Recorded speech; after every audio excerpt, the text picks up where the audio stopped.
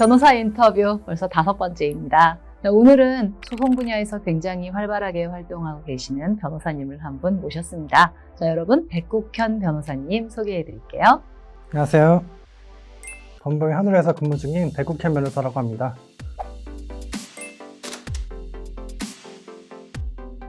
변호사님 학부 전공은 기계공학이시잖아요. 네, 맞습니다. 좀 법학과는 거리가 멀어 보이죠? 네.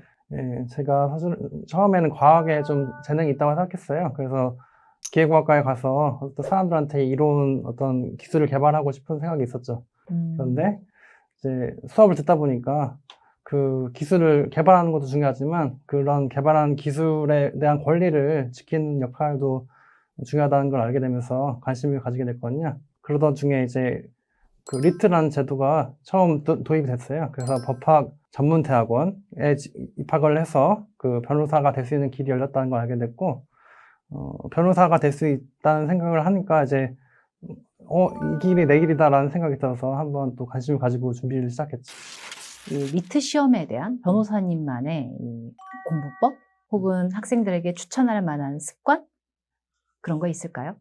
예, 사실 뭐 제가 좀 시험 본 지 오래되긴 했지만, 일단은 기본적으로 그 독해를 좀 많이 하는 연습을 하셨으면 좋겠어요. 좀 책을 많이 읽고, 그 다음에는 이제 그 책을 단순히 독서라고 생각하지 말고, 그 책에서 어떤 이야기를 하는가, 그런 주제를 찾는 연습을 좀 했으면 좋겠습니다.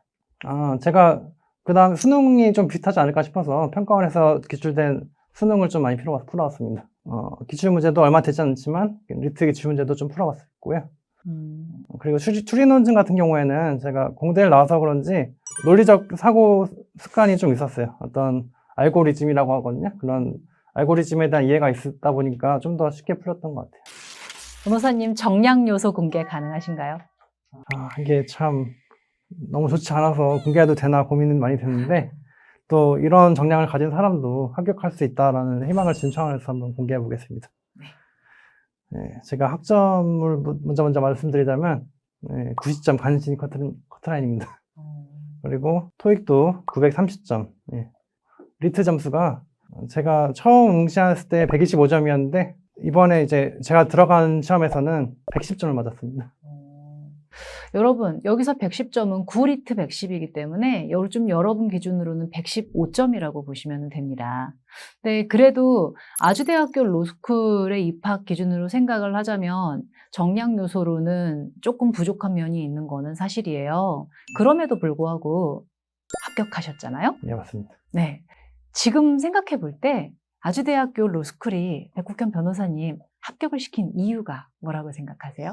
제가 자기소개서와 면접에 좀 공을 많이 들였는데 그게 좀 주요하게 작용한 것 같아요. 정성 요소라고 하는 부분이 이 리트 끝난 이후에도 굉장히 중요하게 작용을 하게 되는 것 같아요. 정성 요소가 왜 중요한 걸까요? 정성 요소라는 게 결국은 그 사람을 보여주는 거라고 생각해요. 그래서 이제 자기소개서 같은 경우에는 그 사람이 정말 변호사가 되고 싶은 어떤 사람인데 그 사람의 진정성이 어떤가 그리고 어떤 삶을 살아가는가를 보여주는 항목이라고 생각하고 면접이라는 것도 이제 그 사람이 사람을 대응할 때 어떻게 응대하는가 그런 것을 보기 위한 요소인 것 같습니다. 그렇구나. 예. 숫자로 표현이 되지 않는 사람이 드러나는 부분이군요. 예, 맞습니다. 요새 우리 로스쿨 준비하는 남학생들한테 되게 많이 듣는 질문이 있어요. 군대는 언제 다녀오는 게 좋을까요? 정말 중요한 질문인 것 같은데 변호사님 생각은 어떠세요?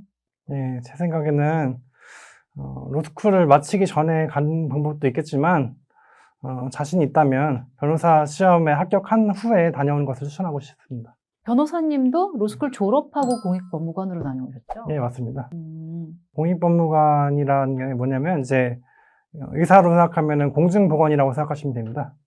그래서 이제 국가기관, 그러니까 법무부나 검찰, 법률구조공단 등에서 이제 소송구조 혹은 국가송무를 수행하는 역할을 합니다. 변호사님은 공익법무관을 하면서 수원지검, 법률구조공단, 한국가정법률상담소 이렇게 세 군데에서 근무를 네, 하셨었어요. 맞습니다. 그때 했었던 업무에 대해서 이야기해 주실 수 있으세요? 예, 제가 1년 차로 근무했던 수원지검에서는 국가 송무를 직접 수행한 역할을 했어요. 국가를 대리해서 그 소송을 수행한 역할이었죠. 그리고 법률구조공단에서는 그 제가 영월 출장소에 있었는데요. 거기서는 이제 어려운 환경에 처한 분들한테 이제 민사, 형사, 가사 사건에 대리를 해줬고, 그리고 피해자 국선 변호사라고 해서 이제 피해자, 특히 성폭력 피해자의 그 국선 변호사 역할을 했습니다. 그리고 한국가정법률상담소에서는 그 가장폭력의 피해자인 여성분들이 주로 이제 제 의뢰인으로 와서 이제 이혼 소송을 도와드리기도 하고, 아니면은 상속 포기를 하거나 한정 승인하는 등 그런 거를 많이 도와줬습니다. 이 공무원으로서 시간을 보냈던 건데 그 시간 동안에 가장 보람 있었던 일이 있다면 얘기해 주실 수 있을까요?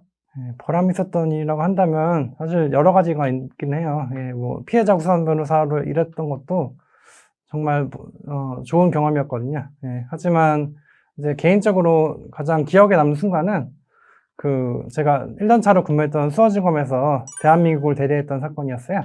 예, 이 사건은 이제 원고가 그 자신의 재산에 대해서 지키기 위해서 이제 대한민국을 상대로 소송을 걸어온 사건이었는데, 저는 피고 대한민국을 대리하는 사건이었습니다. 그리고 원고 측에서는 대형 루펌의 거물 변호사께서 나오셔서 제가 굉장히 긴장을 많이 했었고, 그만큼 준비도 많이 해놨었는데요. 원고 측에서 내세운 증인이 자기가 이제 수사 과정에서 했던 진술을 다 번복을 하는 거예요. 근데 제가 그게 이제 너무 이제 말이 안 되니까 피의자 신문 조서를 제시하면서 이렇게 강하게 다그쳤고, 예, 이게 결과가 다행히도 저희 피고 대한민국이 승소한 것으로 끝났습니다. 어떤 경력이나 이런 거 봤을 때는 제가 질 수도 있지 않을까 하는 생각을 했는데, 어떤 타당한 논리와 그런 실력만 있다면 어느 사건이라도 민사 사건에서는 특히 그 결론을 뒤집을 수 있다는 생각을 하게 됐고, 그런 자신감을 얻을 수 있는 기회가 됐습니다. 그런 경험이 법무관 이후의 진로에 영향을 주었을까요? 예, 상당한 영향이 있었던 것 같습니다. 제가 이제 사실은 사내 변호사로서의 진로도 좀 많이 생각을 했었는데, 그보다는 제가 송무에 좀 적합한 사람이지 않은가 하는 생각을 하게 됐고, 대부분의 변호사들이 해당하는 부분일 텐데 아마 저도 송무랑 자문을 주로 하고 있고요. 민사, 형사, 가사, 뭐 행정 가리지 않고 다 하고 있습니다. 그 중에서 사건 비율로 보면은 민사가 좀 많은 편이고, 그다음에 자문 쪽으로 보면 이제 제가 PF 대출이라고 해서 그런 대출에 관련된 자문을 좀 하고 있습니다. 지금도 국선 변호인 꾸준히 하고 계시죠? 예, 지금도 월에 한두 건 정도는 하고 있습니다. 왜 꾸준히 진행하시고 계시는 걸까요? 예, 제가 법무관으로 근무할 때 영월에서 법률구조공단에 제가 변호했던 국선 변호인으로서 했던 사건이 기억에 남습니다. 그 사건이 이제 그분이 사실은 경제적으로 굉장히 어려운 분이었어요. 그래서 근데 건축법 위반을 하지도 않았는데 자기 남편이 했다는 이유로 기소가 되셨고, 그 남편분은 돌아가셨습니다. 굉장히 억울한 사건이었죠. 예. 이제 이 사건에서 피고인에 대해서 이제 유죄를 입증하기 위해서 검찰에서는 그 행위를 목격하지 않은 공무원을 불러서 증언을 시켰는데, 그 증언에 신빙성이 없다고 제가 주장을 잘 했던 것 같고, 그다음에 피고인이 하지 않았다는 것을 입증할 수 있는 제가 증인을 불러서 증인신문을 진행했더니 좋은 결과가 있었던 것 같습니다.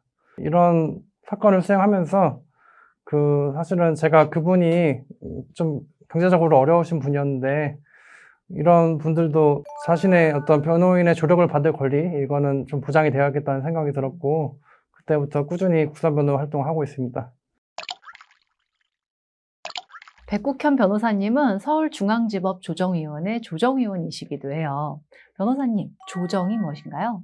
예, 조정이라는 거는 이제 법원이 당사자 사이에 분쟁에 끼어들어서 서로 이렇게 양보를 하게 해서 그 분쟁을 종결시키는 걸 말해요. 조정 사건으로 끝나는 비율은 얼마나 될까요? 뭐 통계적으로는 한 10에서 20% 정도 된다고 하는데 저희 사무실 기준으로 봐도 작년에는 한 10% 정도였고요. 올해 좀 늘었습니다. 한 20% 정도 됩니다.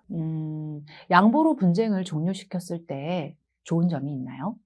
예, 이게 사실은 소송으로 간다는 거는 1심, 2심, 3심을 다 거칠 각오를 해야 됩니다. 그리고 1심 소송만 해도 길게는 뭐 1년도 훨씬 넘게 걸릴 수 있거든요. 이렇게 장기화되는 것을 막고 조기에 분쟁을 해결할 수 있는 게 가장 큰 장점이고요. 그다음에 서로 어쨌든 양보를 해서 끝나는 거니까 그 감정 자체도 조금은 덜한 면이 있죠. 그렇구나.